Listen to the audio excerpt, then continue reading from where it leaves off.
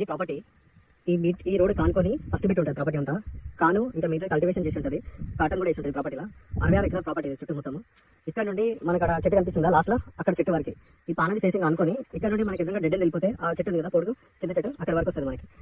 ఒక only road facing 1 kilometre దాకా ఉంటుంది ఈ పానది రోడ్ ఫేసింగ్.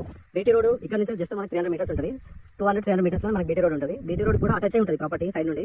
బీటీ రోడ్ నుంచి జస్ట్ 200 మీటర్స్లో మనకి 66 ఎకరాల ప్రాపర్టీ అంతా. ఈ లెఫ్ట్ కనిపిస్తుంది కదా మొత్తం కల్టివేషన్ చేసి ఉంటుంది ప్రాపర్టీ.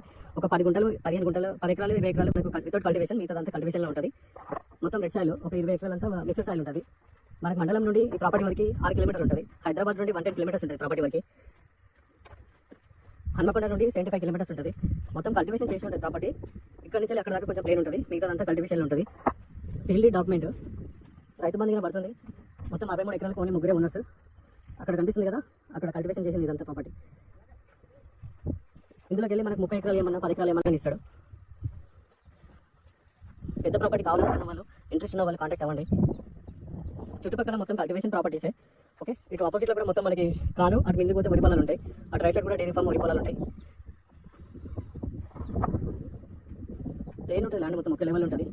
ఒక 50 ఎకరాల దాకా మొత్తం ప్లేన్ ఉంటుంది. ఒక 20 ఎకరాలు కొంచెం అక్కడ ముందుకు సాఫ్ చేసుకోవాలి, కొంచెం అంతా ఉంటుంది, అది కూడా సాఫ్ చేసేది.